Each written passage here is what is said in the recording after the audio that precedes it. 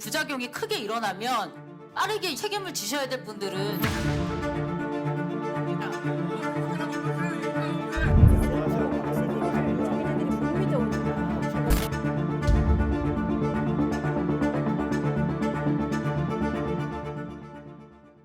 안녕하세요. 조선일보 법조전문기자 양은경입니다. 자, 오늘은 민주당의 사법개혁안에 대해서 제가 총체적으로 한번 분석을 해드리겠습니다. 사실 사법개혁안이라는 이름을 붙이기도 민망할 정도로 저는 그 목적은 오직 하나, 이재명 방탄에 집중돼 있다고 그렇게 해석이 됩니다. 이건 저만의 해석이 아니고요. 왜 그런지 제가 지금 진행되고 있는 여러 가지 재판 결과들을 중심으로 해서 하나하나 설명을 드리겠습니다. 우선 지금까지도 이 시점에 가장 큰 영향을 미치는 것은 아마 이제 지난 10월 말에 있었죠. 대장동 1심이라는 생각이 듭니다. 대장동 1심의 충격이 어느 정도였는지 민주당이 이재명 재판중지법 추진한다고 그때 그랬었죠. 그래서 재판중지법이라고 하니까 너무 속보인다고 생각을 한 모양이에요. 국정원정법. 헌법 84조 수호법이라는 이름으로 대통령이 되면은 모든 형사재판을 중단하게 하는 이미 이제 올라와 있습니다. 그 법을 본회의에서 처리를 하겠다. 그런 방침을 밝혔었습니다. 그런데 이게 역풍이 장난 아니었죠. 아이고 참 이름이 국정안정법이 뭡니까? 이거부터 이제 시비가 붙은 거예요. 이게 연상시키는 게 뭐예요? 뭐 50대 무슨 사회보호법이라든지 뭐 이런 이 독재 정권에서 할 법한 그런 체제 수호, 체제 안정 법안 이름을 떠올리게 하지 않습니까? 그래서 그 이동훈 개혁신당 대변인 같은 경우에 이런 표현들 썼더라고요. 히틀러가 유대인 학살을 최종 해결이라고 하는 거. 그리고 스탈린이 숙청을 사회 정화라고 하는 거. 이거랑 다를 게 뭐있냐. 이 명칭 자체가, 그러니까 국정안정이라고 주장하는 명칭 자체가, 이건 대통령이 이 명칭 지은 사람 이거 찾아내서 이거 정말 징계해야 된다. 그 정도로 역풍이 컸습니다. 그렇기 때문에 민주당이 이제 부랴부랴 주워 담았어요. 이거 우리가 안 하기로 했다. 그리고 이걸 대통령실하고도 얘기한 거다. 근데 그럼 그 얘기를 왜 끝내냐. 뭐 그렇습니다. 민주당 얘기로는, 국민의힘이 협박해서. 국민의힘이 재판 5개 재개하자고 협박해서 그렇답니다. 그게 협박입니까? 그게 순리 아닙니까? 아니, 헌법 84조에 지금까지 확립된 해석이 없습니다. 재판까지 포함해서 중지를 하는 것인지 아니면 소추만 안 되는 것인지는 지금까지도 법적의 해석이 갈리는 부분입니다. 그런데 이거를 법원의 어떤 일방적인 해석으로 중지를 한 상태인데 그거를 자기네들이 못 믿어오니까 법제화를 하겠다는 게 지금 이 사람들의 그 추진 의도였었거든요. 그러다가 역풍이 너무 세니까 이제 걷어들인 겁니다. 그렇지만은 언제 다시 재개할지는 또 알 수가 없습니다. 아무튼 이 해프닝을 통해서 볼 수 있는 것은 이 대장동 1심 판결의 위력이 그만큼 대단하다는 것이죠. 자, 그러면은 도대체 어떤 판결이길래 제가 다시 한번 짚어보겠습니다. 물론 이제 뭐 내용은 아시는 분들이 많으시겠지만은 어떤 점이 이재명 대통령한테 그렇게 치명적이었는지 그 부분을 다시 한번 살펴드리겠습니다. 자, 이 대장동 1심 판결이 무려 4년 만에 나왔습니다. 기소가 되고 나서 4년 만에 나왔고요. 그 사이에 재판부도 이제 2번이나 바뀌었습니다. 그때마다 갱신 절차를 했고요. 그리고 기록이 25만 쪽이나 됩니다. 어마어마하죠. 기록이 25만 쪽이면은 아마 진짜 뭐 웬만한 큰 방에 기록 다 쌓아놔도 그 방을 다 채우고도 남을 정도로 기록이 엄청난 기록입니다. 그 기록을 추린 게 이제 1심 판결문인데 판결문만 해도 720쪽. 가까이 됩니다. 진짜 어마어마하죠. 720쪽짜리 우리 지금 책도 잘 그렇게 못 읽잖아요. 그 정도로 이 사건이 어떻게 보면은 이 토건 비리 산업, 지자체와 업자들이 유착된 토건 비리 산업의 백서 같은 그런 성격이 있습니다. 자, 그러면서 재판부가 이 사건을 이렇게 정의를 했습니다. 대장동 일당이 장기간 이 성남시 관계자들하고 유착해서 벌인 부패 범죄다. 이 민간업자들이 공사 설립 그리고 이재명 성남시장의 2014년 재선에 기여를 했다. 그리고 유동규, 정진상, 김용 이런 사람들 술값 대신 내주는 이런 식으로 유착관계를 형성을 해서 사실상 사업 시행자로 내정되는 특혜를 받았다. 그렇게 얘기를 했습니다. 자, 유동규, 정진상, 김용 왜 처음에 유동규 씨가 이 사건의 뭐 핵심으로 사건 아주 초기입니다. 불거졌을 때 유동규가 이재명 측근이라더라. 그러니까는 이재명 당시 후보가 뭐라고 그랬습니까? 아, 유동규는 측근이 아니에요. 측근이라고 하려면은 누구 정도 돼야 된다? 김용 정진상 정도 돼야 된다. 김용 정진상 이 대장동 1심 판결에 다 나옵니다. 그리고 이 유동규 씨가 뇌물 3억 1천만 원 받은 혐의가 유죄로 인정이 됐는데 재판부가 뭐라고까지 했다면은 이 3억 1천만 원 중에 상당 부분은 정진상 김용한테 갔을 것으로 보인다. 굉장히 위협적이죠.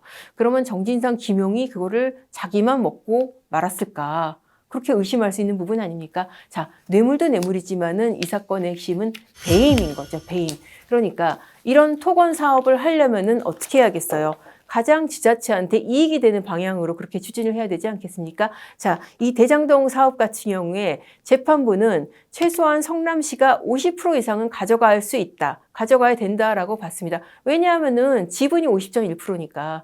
우리가 지분만큼은 가져갈 수 있는 거 아니에요? 가져가야 되는 거 아니에요? 그리고 공익적인 관점에서도. 그런데 어떻게 했다? 그거를 못 가져가고 이 고정이익으로 1,830만 원, 용지 일부만 받아가는 그거 먹고 그냥 끝냈다는 것이죠. 나머지는 누구한테 갔습니까? 다 대장동 업자들한테. 그래서 4,800억 원. 그러니까 검찰이 추산한 액수는 4,800억 원 이상의 부당 이익을 업자들이 얻었다는 것이고 이번 판결에서는 정확한 액수 산정은 힘들다. 그래서 4,800억 원 배임이라는 액수에 있어서는 무죄를 선고했습니다. 그렇지만은 뭐는 유죄다? 배임 자체는 유죄다. 이런 식으로 사업을 설계한 것 자체는 유죄라고 봤습니다. 왜 그렇겠어요? 아까 말씀드린 대로 일단 도계공 지분이 50%니까 50% 이상은 먹을 수가 있는 것이고 그래서 이 정당한 가질 수 있는 이익이 4천에서 5천억 원의 이익인데 이 중에서 1,822억 원으로 이익을 고정시켰다. 공사이익을 고정시킨 이 부분은 배임이라고 본 것입니다. 그렇게 해서 재판부가 이렇게 얘기를 했습니다. 유착관계 형성과 사업자 내정에 따라서 유 전 본부장 등이 공모지침서에 민간업자들의 요구사항을 반영해서 우선협상 대상자로 선정되게 했다라는 것입니다. 자, 그런데 우리가 여러분들이 다 짐작하시는 대로 이 사건의 머리가 유동규입니까? 아니죠. 판결문에도 그런 내용이 등장을 합니다. 저는 이 사건 판결문에서 가장 중요한 세 단어가 있습니다. 바로 성남시 수뇌부. 수뇌부가 이 사건의 핵심이자 어떻게 보면은 이 사건의 가장 유력한 범인인 거죠. 왜 수뇌부라고 했을까요? 왜 이재명 시장이라고 안 하고? 어쨌든 재판부는 수뇌부라는 표현을 써서 이렇게 얘기를 했습니다. 성남시 수뇌부가 주요 결정을 내리는데 조율하는 중간 관리자 역할을 했다. 누가? 유동규 씨가. 그러니까 유동규 씨가 수뇌부가 아니라는 거예요. 유동규 씨가 이 사건의 최종 책임을 진 결정권자가 아니라는 것이죠. 최종 책임 결정권자는 누구다? 수뇌부다. 자, 이런 지자체가 주관하는 토건 산업에서 수뇌부의 핵심은 누구겠어요? 당연히 지자체장 아닙니까? 당시 성남시장. 지금 그것을 재판부가 이렇게 수뇌부라는 표현을 통해서 아주 명확하게 선언을 했다고 보입니다. 자, 이렇게 하고 보니까 어떻겠어요? 정말 이재명 대통령 그리고 이 사건의 얼개를 아는 법조인들, 이재명 대통령 주변의 법조인들이 얼마나 많습니까? 본인 스스로도 법조인이고 저도 대장동 재판 여러 번 들어가 봤고 역시 법조인은 이재명 대통령이 당시 피고인으로서 자기 사건에 대해서 이 나온 피고인 증인들한테 질문하는 것도 봤고 제가 여러 번 봤습니다. 사건의 구조를 잘 아는 당사자이자 피고인으로서 얼마나 쫄리겠습니까?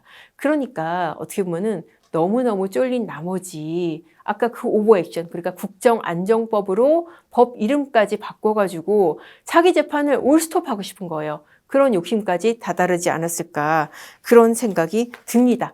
자, 이 재판부가요.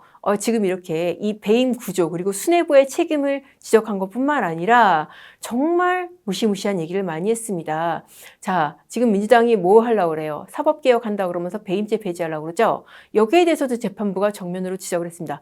완전 폐지 시 부작용이 예상돼서 대체 입법을 동반 추진하고 있다. 상당히 시간이 걸린다는 기사를 받고 소급 적용 여부에 대한 논의도 진행 중이다. 이건 뭔 얘기겠어요? 자, 원칙적으로 법이 폐지가 된다라고 한다면 재판부 입장에서 이게 범죄가 아니게 되는 거잖아요. 그러면 내가 이거 선고를 해야 돼? 그런 생각이 들었을 겁니다. 그런데 재판부가 보기에는 어떻다? 이거 폐지되면은 부작용이 많을 거고, 그래서 대체 입법이 논의가 되고 있고, 그게 시간이 상당히 걸릴 거고. 그렇고 또 소급 적용. 그러니까 소급 적용이라는 거는 폐지를 해놓고 그걸 소급 적용하면은 이 사건은 어떻게 되는 거예요? 사건이 없어져 버리게 되는 겁니다. 면소가 되는 겁니다. 면소라는 거는 유무죄 이전에, 유무죄 판단을 하기 전에 사건 자체를 그냥 드랍시키는 그런 결정이에요.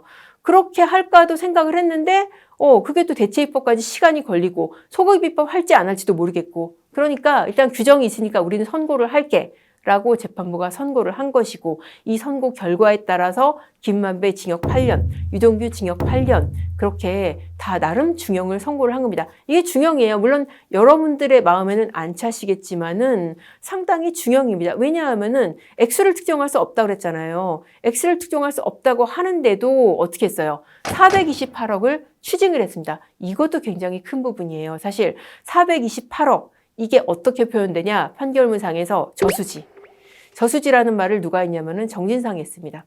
정진상이 이 김만배랑 통화를 하면서 김만배가 너네 거 내가 맡아갖고 있을게. 그러니까 정진상이 뭐라 그러냐면은 그 저수지에 있는 거네? 그런 얘기를 했다고 그랬어요. 그러니까 왜 지금 2022년 대선 당시에 이 대장동에 큰 자금의 저수지가 있다라는 그런 의혹이 당시에 이제 민주당 내부에도 사실 친명계 비명계가 있었잖아요. 비명계 일각 그리고 이제 국민의힘 쪽에서 제기가 됐었죠. 이 저수지의 전부는 아니지만은 어떻게 보면은 이거 일부가 조금 확인되는 것이 아닌가 그렇게 지금 생각을 할 수 있는 부분입니다. 그때 당시에 민주당이나 뭐 이재명 대표 쪽에서는 이거 가짜 뉴스고 근거 없다라고 했지만은 이번에 대장동 1심 재판부가 428억의 약정을 아주 명확하게 확인을 해줬습니다. 원래는 428억보다 훨씬 더 큰 돈이었습니다. 김만배 지분이 49%인데 그 49%의 절반인 24.5%. 그런데 거기에서 700억 원으로 줄고 700억 원에서 비용 빼고 나서 428억으로 최종적으로 확정되는 그런 과정까지 다 재판부가 쓸 정도로 이 돈의 실체를 인정을 한 겁니다. 자, 제가 지금까지 간단히 말씀드린 것만 해도 정말 이재명 대통령 입장에서 정말 쫄리지 않겠습니까? 그러니까 이렇게 판결 다음날 바로 재판 중지한다 이런 법안 위반까지 나온 것이고 근데 이제 그 바꾼다는 법의 내용이 너무나 좀 망측하다 보니까 바로 걷어들이는 그런 해프닝까지 있었던 것입니다. 자, 이번 사건으로서 저는 어떻게 보면은 민주당이 추진해온 사법개혁의 민낯, 실상이 드러났다는 생각이 듭니다. 자, 지금 민주당이 주장하는 대통령 당선 시 재판 중지법 그리고 배임죄 폐지 이런 것들이 다 민주당이 주장해온 이 사법개혁 중의 내용 중에 하나입니다. 자, 공식적인 명분을 제가 일단 먼저 한번 말씀을 드릴게요.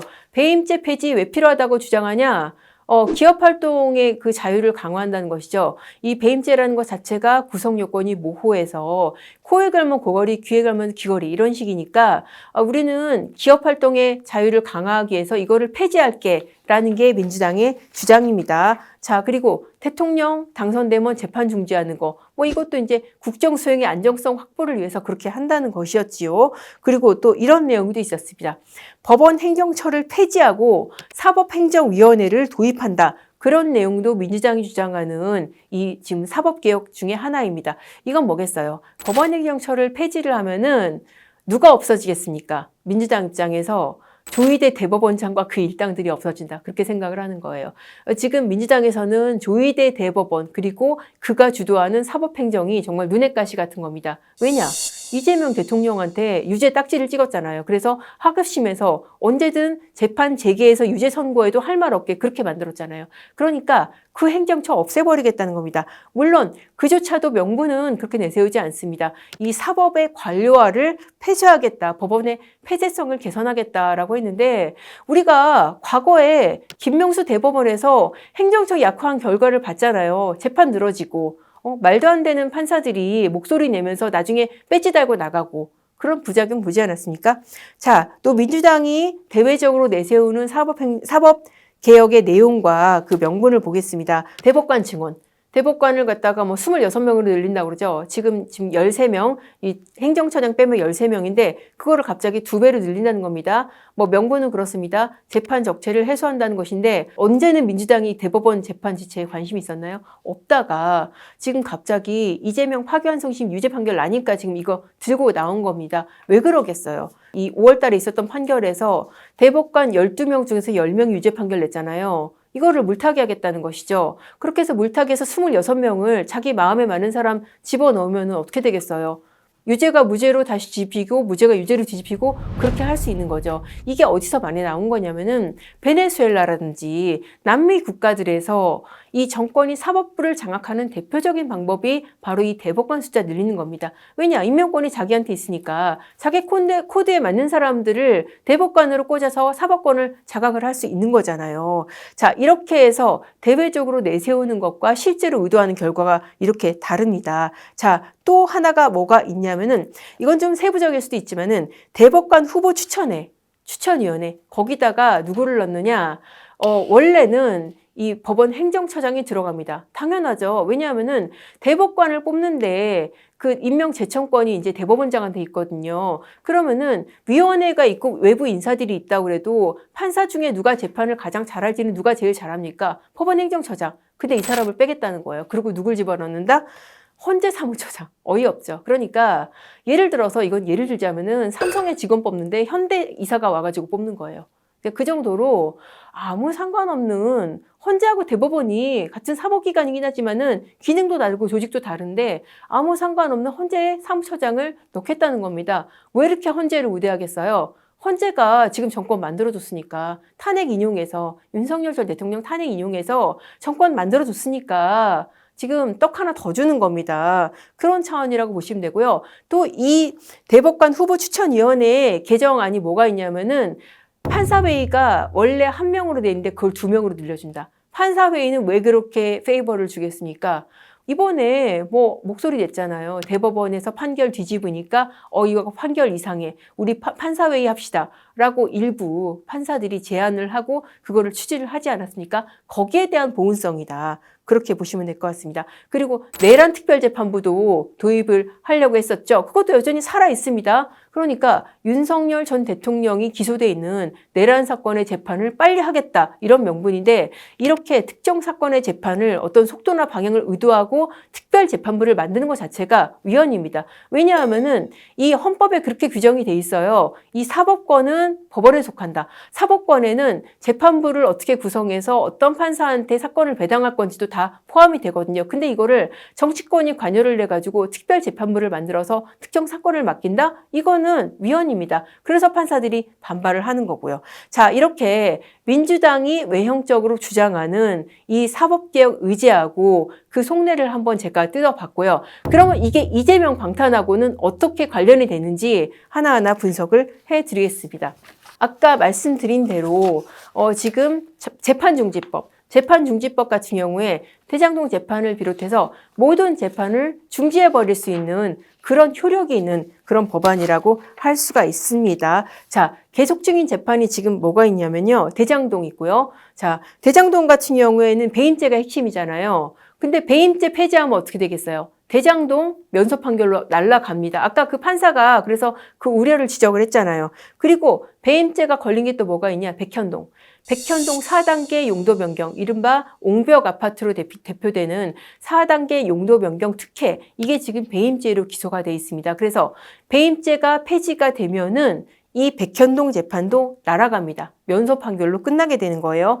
자, 배임죄가 걸린 재판이 또 있습니다. 바로 법카 유용 재판.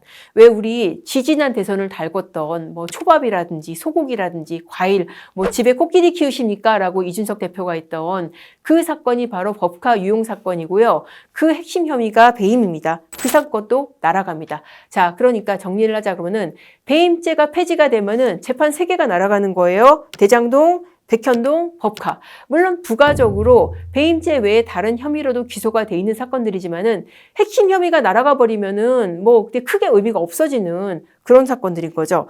자, 그리고 지금 기소된 사건이 뭐가 있냐? 대북송금. 대북송금 사건은 이화영 씨가 유죄가 확정이 됐습니다. 이 외환관리법 위반으로, 외국한 거래법 위반으로 유죄가 확정이 됐고 그 유죄 확정에 따라서 대북송금이라는 사실관계 자체는 인정이 돼 있습니다. 그러면 이재명 대통령한테 남은 건 뭐냐면은 이 대북송금을 이재명이 알았느냐, 그것만 지금 남은 거예요. 그리고 이게 뇌물로 평가될 수 있느냐, 법적인 판단만 지금 남은 상태입니다. 자, 그런데 이거는 지금 어떻게 하겠어요? 가만 두겠습니까? 안 두죠. 이거를 가만 안 두고 흔드는 게 뭐냐면은 연어 술판이라고 하는 민주당이 일으키는 논란이 있죠. 검사가 검찰청 내에서 연어회를 시켜가지고 술판을 벌여서 김성태, 이화영을 회유해서 나온 게 이 지금 이화영의 진술이다. 왜 이화영 씨가 처음에 자백했었잖아요. 검찰에서 진술을 하면서 자백을 했습니다. 그것도 검찰이 묻지도 않은 부분에 대해서 어떤 내용이냐면은 내가 대북송금 사실 당시 이재명 지사님한테 보고했습니다. 라고 하면서 상세한 일자와 당시 상황까지 다 얘기를 했었습니다. 그러다가 이화영 씨가 자백했다는 게 민주당을 통해서 나가니까 난리가 났었죠. 이화영 씨 부인이 법정에 가서 막 당신 그러면 안 돼! 라고 법정에서 부부싸움을 하고 민주당 그때 당시 박찬대 의원이 면회 가고 정말 그 사건을 마사지하기 위해서 총력전을 펴지 않았습니까? 그 결과 이화영 씨는 자백 진술 뒤집었죠. 그리고 나서 주장을 한 게 연어 술판을 주장을 하고 나선 거 아닙니까? 근데 사실 연어 술판이라는 게 입증이 안 됐잖아요. 입증 안 됐고 그때 당시에 수원지검이 다 털어봤는데 없더라. 교도관 40명 가까이 조사해봤는데 술 사왔다는 사람 없더라 라는 거 아닙니까? 그런데 이번에 정권이 바뀌면서 법무부가 우리가 조사해보니까 뭐 5월 17일인가 그때 술 반입 흔적이 있더라 라고 해서 이 사건을 다시 지금 꺼내서 나오려는 겁니까? 이거 꺼내서 어떻게 하려는 거겠어요? 검사를 처벌하려는 겁니다. 검사를 법 왜곡죄, 민주당이 추진하는 또 다른 사법개혁 의제 중에 하나가 법 왜곡죄입니다. 그러니까 판사나 검사가 법을 왜곡해서 적용하면은 이거를 처벌을 하겠다는 거예요. 아니 말이 좋아서 왜곡이지 왜곡인지 이걸 누구 관점으로 판단을 하겠어요? 아니 그러면 재판이 한쪽이 승소하면 한쪽이 패소하는데 그 패소한 입장에서는 이거 법 왜곡이다 그렇게 주장할 수 있는 거 아니에요? 그렇게 코에 걸면 코걸이, 귀에 걸면 귀걸이가 되는 그런 법 조항을 만들어서 검사를 법 왜곡죄로 걸어가지고 이화영 재판부터 뒤집으려는 겁니다. 왜냐? 이화영의 판결이 유죄 판결이 확정이 됐으니까 확정된 판결을 재심으로 뒤집으려면은 판사나 검사가 직무에 관해서 죄를 지은 사실이 입증이 돼야 됩니다. 그러니까 단계가 좀 복잡하지만은 법 왜곡죄를 만들어서 이 검사를 죄인으로 만들어서 이화영 판결을 뒤집겠다. 라는 게 민주당의 플랜으로 보시면 되겠습니다. 대북송금 사건은 그렇게 지금 사법 리스크를 없앨 생각을 하고 있는 것으로 보이고요. 가장 눈앞에 닥친 것은 공직선거법이죠. 대법원까지 유죄 취지로 파기환송을 됐잖아요. 이거는 파기환송심에서 그냥 재판 진행해서 양형 정해버리면 끝. 그 순간 파기환송심에서 재판을 해서 그게 대법원에 확정되는 순간 이재명 대통령은 대통령직이 박탈이 됩니다. 그리고 향후 10년 동안 지금 선거에 나갈 수가 없습니다. 그 형이 100만 원 이상만 되더라도 당연히 100만 원 이상이 나올 수밖에 없어요. 왜냐하면은 1심에서 집행유예가 나왔잖아요. 근데 대법원의 파기 취지가 1심보다 더 중합니다. 그렇기 때문에 당연히 이거는 직상실 앤드 피선거권 상실의 형으로 나아갈 수밖에 없는 가장 절박하고 위기가 현존하는 그런 사건인데 이거는 어떻게 하려고 그러냐? 허위사실 중에서 허위사실의 대상이 여러 개가 있습니다. 공직선거법이 금지하는 허위사실 유포, 허위사실의 대상이 학력, 경력 뭐 여러 가지가 있는데 이 중에서 행위에 관한 허위사실을 말했다라고 해서 이재명 대통령이 기소가 된 거였거든요. 근데 이 행위 부분을 없애버리겠다는 겁니다. 그러니까 공직선거법 허위사실 유포 자체는 차마 못 없애고 허위사실의 대상 중에서 행위를 없애버리겠다. 핀셋으로 이재명 맞춤형 개정을 하겠다는 것이죠. 이거 법사위에 올라와 있습니다. 자, 이렇게 해서 지금 공직선거법을 지금 대응을 하겠다는 것이고 또 나머지 마지막 재판이 위증교사인데 위증교사는 상대적으로 조금 약간 방심하고 있는 게 아닐까 싶어요. 왜냐하면은 1심에서 무죄가 났으니까. 사실 위증교사야말로 이게 녹취록이 있잖아요. 이재명 목소리 나와 있는 녹취록까지 있어서 판사들도 그렇고 법조계에서 가장 유죄 확률이 높다고 했던 사건인데 1심에서 어이없이 무죄가 나버리니까 이거는 됐다 싶었는지 여기에 대해서는 아직까지 뭐 위증법을 없애버렸다 그거는 지금 안 하고 있더라고요. 아무튼 제가 정리한 내용이 이재명 대통령이 받고 있는 재판 그리고 거기에 대해서 뭐 민주당이 지금 추진하고 있는 그런 개혁의 이름으로 추진하고 있는 그런 방탄이에요. 다시 정리를 하자면은 대장동, 백현동, 법화는 다 뭐가 걸려 있다? 배임죄. 그러니까 배임죄 없애버리면은 이 세 개의 사건들이 주요 부분이 다 없어져 버리는 겁니다. 그리고 대북 송금 같은 경우에는 어떻게 하려고 그런다? 법 왜곡죄 만들어가지고 검사를 죄인 만들어가지고 이화영을 재심으로 해서 이화영 사건을 깨버리고 그렇게 하려고 그런다. 그리고 공직선거법은 어떻게 한다? 허위사실 중에서 행위 부분 그거 없애버린다. 위증교사는 뭐 1심에서 무죄 받았으니까 아직까지 방심. 그렇게 지금 이재명 사법 리스크에 대한 지금 각각의 방식들을 민주당이 추진을 하고 있는 겁니다. 그리고 지금 민주당이 추진하려다가 걷어들인 재판중지법 있잖아요. 이거는 어떻게 보면은 그냥 이 모든 재판들을 올스톱 시킬 수 있는 임기 끝난 뒤에는 어떻게 될지 모르겠는데 일단은 중단시킬 수 있는 그런 차원의 법률이라고 보시면 되겠습니다. 자, 어떠세요? 그러면은 제가 앞서서 설명드렸던 민주당이 사법개혁이라는 이름으로 지금 추진을 하려고 했던 그런 명분하고 실질적으로 이 걸려있는 재판에 대비해서 이 사람들이 하려던 거하고 이렇게 보면은 사법개혁이라는 이름을 내세우는 것 자체가 굉장히 파렴치한 겁니다. 이게 어떻게 사법개혁이겠어요? 다 이재명 방탄을 위한 하나하나의 장치들이다. 이렇게 보시면 될 것 같고요. 일단 대장동으로 정말 그야말로 세게 얻어맞았습니다. 그래서 재판 중지하려다가 역풍 때문에 잠깐 걷어들였는데 대장동 하나가 아니잖아요. 지금 당장 닥친 게 뭐 선거법이고 여러 가지 재판들이 줄줄이 걸려있기 때문에 앞으로 민주당이 주장하는 사법개혁이라는 것 제가 어떻게 보면은 지금 마음이 너무 급해서 11월 3일 기준으로 마음이 너무 급해서 사법개혁이라는 그야말로 껍데기를 씌우는 것조차 잊어버린 것 같다 민주당이. 그래서 앞으로도 마음이 점점 더 급해질 겁니다. 그래도 이 사법개혁의 외피를 씌울지 한번 좀 두고 보시고 어떤 외피를 씌우더라도 결국 내용으로 똑같다. 다 이재명 방탄법이고 이재명 사법 리스크 해소법이다. 이렇게 생각을 하시면 될 것 같습니다. 부작용이 크게 일어나면 빠르게 책임을 지셔야 될 분들은